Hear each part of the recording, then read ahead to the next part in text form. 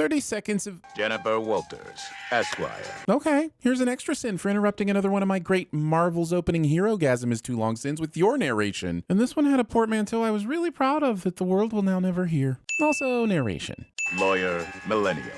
Searching for a way to balance a career and her personal life. I was close to taking a sin off for this throwback to the 80s Hulk intro, but you waited into the finale to use it, and much like Daredevil, it just feels tacked on and wasted. Don't make me angry. You wouldn't like me when I'm angry. Cool line, but that's your cousin's catchphrase. You hated it when Ched tried to benefit from your name without permission. Why do you think it's okay to steal from Bruce? Huh, Jen? But you're not just anyone. You are an out-of-control Hulk. She seems pretty in control at the moment. Remind me again how many cities Bruce destroyed without winding up in prison. That's what all the witnesses saw. I mean, the witnesses also saw Jen's ass while she was having sex as she was recorded and broadcast without her permission, right? It's not like their memories were erased of everything that happened before the destruction. I think at least some folks would be willing to give Jen the benefit of the doubt here. She was at an event for honoring women, for crying out loud. They won't all victim blame her. We never find out if this mug came with a matching "See you at the trial, crocodile" partner mug. And I hate missed opportunities like that. So I will continue to work here because they paid me nicely. Doing what exactly? Wasn't she Jen's paralegal? Did there just happen to be another vacancy as Jen got canned? The female cousin of the Hulk, popularly known as She-Hulk, has been released from custody. I've endured so much exposition throughout these 9 episodes, and the fact that the show never found an alternate way to deliver exposition has left me with anger issues. Unfortunately, I have a job to do, so I'll be channeling that rage into Cinny in the form of 9 extra gamma-ray boosted sins. Sorry, Cinny. Was there really no other option for a living arrangement for Jen other than resorting to the moving back in with the folks trope? You'd think she would have crashed with Nikki or found a minimum wage job rather than going back to her parents. Seems more like the show just wanted a quick trip to rock bottom. Character motivations be damned. This person's middle name is apparently Doctor. Intelligentsia is made up of exclusively dumb dudes. If only. Unfortunately, Intelligentsia likely has some very intelligent men in there that know exactly what they're doing. It'd be easy if it were only dumb people who ascribe to this kind of anti-woman rhetoric. Being intelligent doesn't preclude you from having hateful beliefs. Horror franchises that can be summarized by one picture and a question. I thought you might get a kick out of this video that Jen and her friends made in Los Angeles. You might think we'd send Elaine for being a caricature of embarrassing moms, but let's face it, this video probably wouldn't even make our top 10 things a family member is held onto so they can embarrass us later lists. What I will sin is the timing of the Deus Ex Twerkina that Nikki will use to expose Todd. And mostly because I wanted to say Deus Ex Twerkina. Wait a second, what time is it? If it's 12:18 in the afternoon, then why is it dark outside? If it's 12:18 at night, then why the f*** is Elaine up and bringing everyone sandwiches? Also, this sin would have been half as long if we all agreed just to use the damn 24-hour clocks. It's not difficult to add 12 people. This isn't even a reluctant superhero story. I'm just getting screwed over. Jen would be excellent at TVSins. Is this what you guys want? Thinking fans know what they want. Holy sh**, that might be the funniest gag in the show. Jennifer Walters is a woman at a new low. She has no more fight We're in not her. doing a narrator. We're not that off the rails. Okay, Jen, you're now literally writing entire sins for the channel, and you're making us look bad. I mean, good? Should I feel vindicated right now? Stop making me feel things. I'm not running from my problems. It's a mental health break. Teaching people that you have to qualify your mental health breaks. You don't. Ever. Yes, I mean you. Go, drink some water. Forgive me, Jen, for this transgression. These comments are coming in far too quickly. Internet trolls are famously quick to type and slow to think, but they aren't grab a timestamp of a thong appearance in less than 3 seconds quick. Okay, well, that was easy. Or, am I a genius? Thinking that violating your best friend's last shred of privacy somehow makes you a genius. Shouldn't she have maybe run this plan by Jen first? Yes, she should. Pug, are you still here? I need a favor. Nice try, Nikki, but you already redeemed the favor Pug owed you to find the guy connected to Jen's superhero costume designer. Have you repaid his favor yet? Did you wait in line with him to get those sick new sneakers? Females, am I right? I understand using these trolls as a caricature for incels, but they don't always talk like that. A few minutes of social media browsing will show you they can often be scarily articulate. Instead of parody, this caricature just comes across as lazy, which is a shame because they should be the easiest group in the world to intelligently satirize. Is She-Hulk better than the Hulk? No. Is she as strong as him? Is she as smart as him? What blows my mind is it's exactly these types of individuals who are behind the review bombing this show unfairly received. It's wild to me that the show is a victim victim of the very thing it's pointing out. So here's a sin removal for the writer's ability to predict the future, as depressing as that might seem.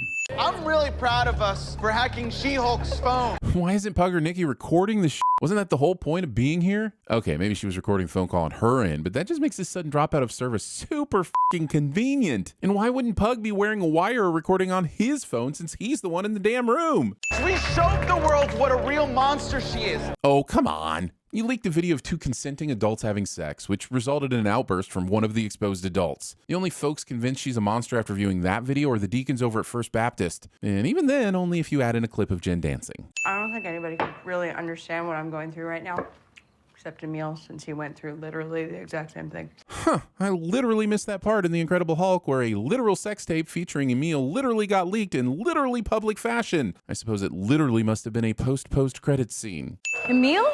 Jennifer. Because, of course, the big intelligentsia meeting is taking place at Emil's retreat on the one day that Jen decides to turn up unannounced. This is more convenient than Jen not noticing the dozens of cars that should have been parked near the retreat because you know none of these bro holes carpooled.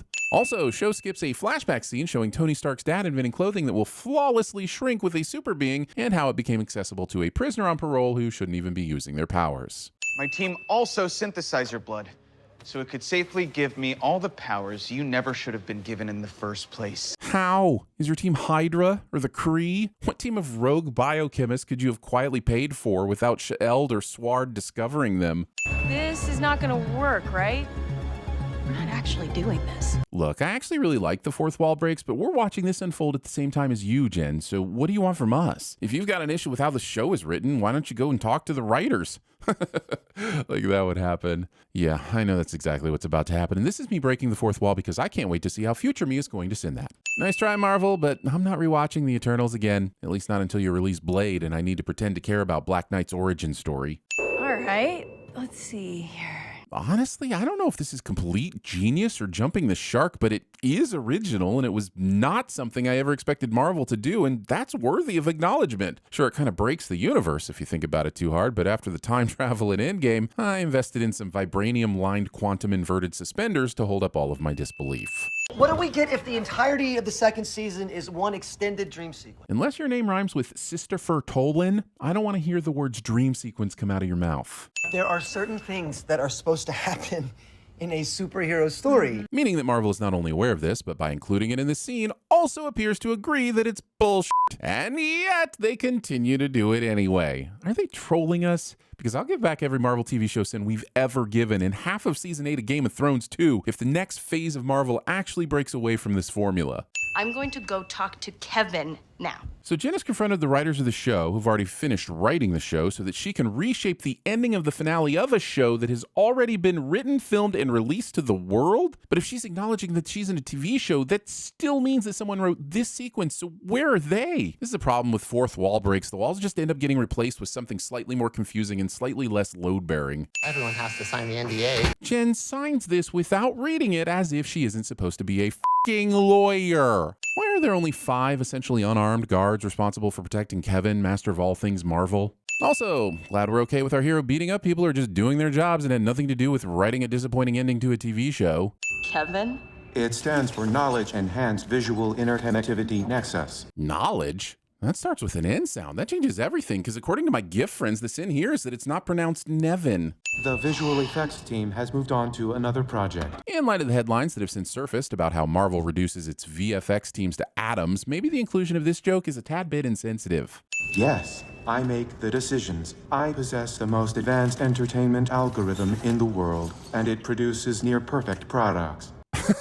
Okay, this is so perfectly tongue-in-cheek that I have to applaud Marvel for the beautiful self-awareness bot that is Nevin. Can we agree that it is a legal comedy? Comedy? Sure, I laughed a few times. Legal? I think I made my feelings clear on the show's lack of attention to detail over legal matters. Then I would like to give my closing argument. Oh, haha, I see what you did there. Well, I would hope so, because didn't the perfect algorithm also write this as well? I hate thinking fourth dimensionally. But it's often said that Marvel movies all end the same way. Wait, who's saying that? How is Nevin not aware of this? Shouldn't a true AI be learning from all the opinions on the internet and synthesizing a solution? How is one of the earliest MCU critiques news to them? But Bruce is supposed to return to explain what he was doing No, on we set. don't need to hear any of that. But we were going to introduce... Save it for the movie. Go, Jen. Give each show enough space to be its own thing.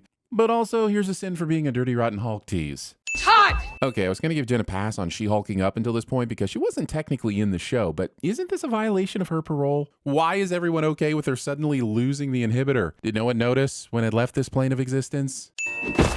Wait, did Nevin just stick Daredevil in a tree and have him buffer until it was his turn to appear? I'm so confused right now. This is a problem with having Jen tweak the ending like this. We don't know to what extent things got butterfly affected, and the only sinless answer would be none at all. If you sign this, you go back to prison for 10 years for violating your parole. I'm pretty sure you don't just sign a paper and then go back to prison. There's got to be a judge involved, and see, this is exactly why I wouldn't call this a legal comedy. Also, if she got fired from her lawyer job, then she isn't Emil's legal counsel anymore. Someone else from GLK and H would be, right? So you don't make a lot of money. And Rebecca, you don't ask people how much money they make. Technically, she didn't ask how much money Matt makes. She just said he doesn't make a lot of money. Your witness, counselor. This is my son, Scar. Not saving it for the movie. Also teasing me with a World War Hulk storyline I know Marvel will never be allowed to give me. Or at least that's what I heard some nerd shouting about on the internet. I think his name was TV_narrator. She-Hulk, the superpowered woman known as the cousin of the Hulk, has been cleared of her previous conviction. So Jen has her job back just like that? I'm not saying it was fair, but it is strongly implied that she was fired because her outburst after the sex tape leak meant she was unstable. That still happened. Nothing about this finale has changed that. Okay. Now that I know we're in the clear from the fourth wall stuff, here's my final word on the matter. She-Hulk dedicates its finale to pointing out the comic tropes and cliches that the MCU is famous for. But guess what? They're cliches for a reason. Deep down, most casual moviegoers love that shit. And guess what again? We all do it. Pick a TVSins video at random. It'll be filled with is good at TVSins and they survive this and...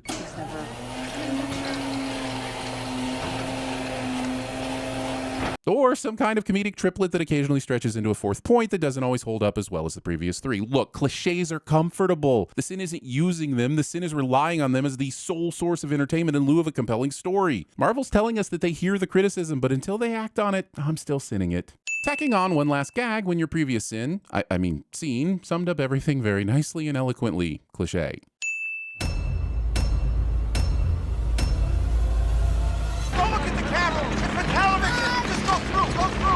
Though I will continue to work here because they pay me nicely. Spank you, helpy helper done.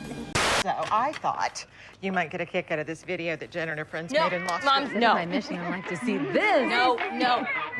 The Prime Minister of Sweden visited Washington today, and my tiny little nipples went to France. Huh? There was a young lady from Venus whose body was shaped like a... Nice to meet you all. Allow me to introduce myself. My name is Cork. I'm kind of like the leader in here.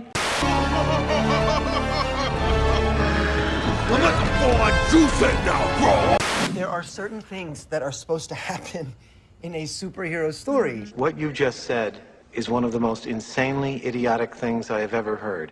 The Enrichment Center is required to remind you that you will be baked, and then there will be cake. This is my son, Scar.